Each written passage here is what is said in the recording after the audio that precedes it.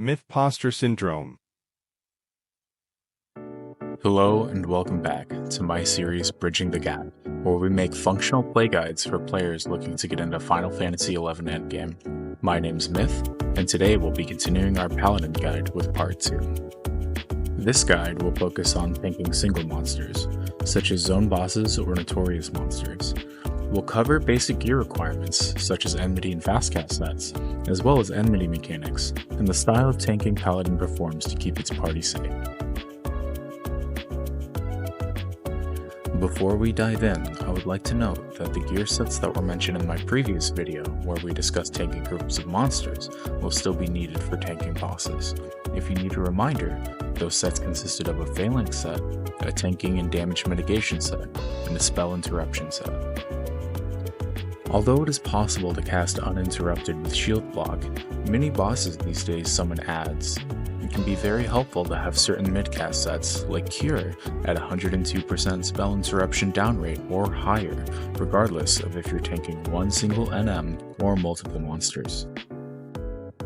The two sets we'll be discussing today are specifically made to accomplish your first goal of maintaining threat, or hate as we call it in Final Fantasy XI, and keeping your party safe throughout longer fights. The Paladin has three main tools to build hate: spells, job abilities, and the mythic weapon skill Atonement. We'll start by focusing on job abilities, where your Enmity set will come into play. Outside of special abilities, a Paladin's strongest Enmity ability is Sentinel. The Sentinel ability grants plus 100 Enmity to all spells and abilities used during its duration. This means that after you've claimed a monster, using Sentinel and following it up with other spells and abilities is a good way to get a head start when getting as much hate as possible is important for these long fights. Just keep in mind, you must perform an action to claim the monster first, as that enmity gained from using the ability will not work if you have not performed an action that puts you on the monster's hate list. A method to spike enmity at the beginning of a fight is using Sentinel and then the ability Rampart after claiming the monster. To claim, a good way to start strong is by casting the spell Flash, boosted by the job ability Divine Emblem. This method is popular when using a kite strategy against certain basement bosses in Sortie, but it can also be applied to single boss fights outside of Sortie. Keep in mind, the enmity gained from Rampart is cumulative based on how many of your party members receive the effect, so you want to ensure as many as possible are in range. Other job abilities like Shield Bash and Palisade also generate enmity and can be used throughout the fight as needed, or as the timers reset. Moving on to spells, Flash is any tank's bread and butter. This spell is a great way to establish hate and build enmity quickly. The effect of Flash can be increased by having enmity in the set, but more important than just stacking up enmity is your ability to cast frequently. This is where your fastcast set, or rather your blend of fastcast and enmity set, comes into play. Flash has a recast timer of 45 seconds. One thing that is so important about fastcast is that it can lower that timer, making it easier for you to build and maintain hate. With capped haste from buffs and a good amount of fastcast in your set, you can get the flash timer down below 20 seconds. Another spell that greatly benefits from fastcast and enmity being in your sets is Reprisal. Reprisal is a defensive spell that grants a spikes effect to your shield block, but the main benefit of Reprisal is that it increases your shield block rate by 50%. Increasing your shield block rate means you take less damage, and because when you take damage you lose enmity, that means you lose less hate over time with a higher shield block rate. In part 1 of the Paladin guide, we mentioned that Phalanx is a defensive spell that should be kept up as much as possible. That stays true in this method of tanking, and we'll also add another spell that should be kept up, Crusade.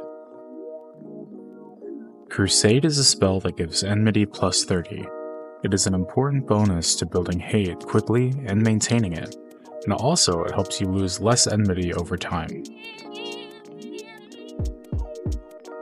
The last spell we'll discuss is Cure, Paladin's staple. When applied with the job ability Majesty, all of your cure spells become area of effect. This means you can keep your party alive while they take damage, while building your own Enmity. Casting Cure 4 repeatedly can take up a lot of MP, so make sure you keep track of job abilities like Chivalry, or MP replenishing items like Vial Elixirs in case of emergency situations. The last ability we will talk about in this video is Paladin's weapon skill Atonement. If you look at the BG wiki page, a complicated Enmity formula is listed. I, for one, am not very excited about math, so I'll break it down into simple terms. Atonement by itself is strong but not amazing. If you are in a situation where you are buffed and dealing significant amounts of damage with Savage Blade, that may be the better option. Atonement really shines when two conditions are met. If you're able to get your hands on a Burt Gang, and you're serious about tanking, I would recommend doing your best to put rank points in it, as it transforms the weapon skill from OK to potentially your strongest hate tool. The second condition to consider is what buffs you have. There aren't many boss fights these days where a genuine tank is absolutely necessary. When it is necessary, it is likely because the boss performs certain abilities that dispel, enfeeble, or otherwise perform so much damage that you're forced to buff purely defensively. It is during one of these scenarios where Atonement becomes Paladin's best weapon skill, regardless if you have a Burt Gang or not. If you've made it this far and you're feeling overwhelmed, don't worry. We'll now break down the hierarchy of actions a tank needs to keep track of to tank anything from Odyssey V25 NMs to Ryzen Jima Helms. First, we'll start with the buffs to use before a fight. It is a Paladin's responsibility to use Protect before fighting. Use Majesty and equip a high defense shield, and you will have a stronger Protect than a White Mage. Before you pull, make sure you have your buffs up. Step 2 is casting Phalanx and Crusade.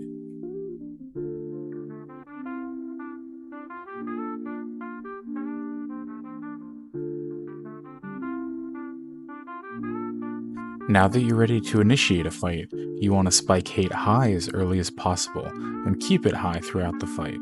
Step 3 is using Divine Emblem and claiming the monster with Flash. Once the monster is claimed and you are in a comfortable position for your group to fight, you're ready to continue spiking your Enmity. Step 4 is using Sentinel, followed by another Flash, and any Enmity accumulating job abilities you feel comfortable burning. Once hate is established, the rotation becomes more simple. Now is the time to start making sure that you are using your spells Reprisal and Flash, as well as your weapon skill Atonement whenever possible. Last step is maintaining buffs and ensuring you stay on top of timers. If you look on the left-hand side of my screen, there are green bars indicating my recast timers and time remaining on buffs. This is a windower plugin called Timers that I find helpful to keep track of everything. One note before we wrap up that you should know. Enmity has a hard cap, meaning in longer fights, damage dealers will eventually pull hate if precautions aren't taken.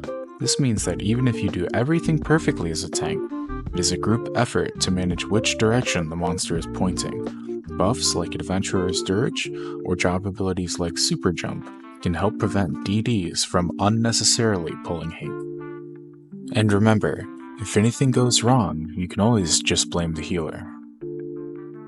Now that you know how to tank like a pro, just remember, a tank should always be prepared. That means researching specific bosses and bringing medicines like Panaceas and Vial Elixirs. Final Fantasy XI is nothing if not prep work. That's all for today. Thanks for watching, and I'll see you next time.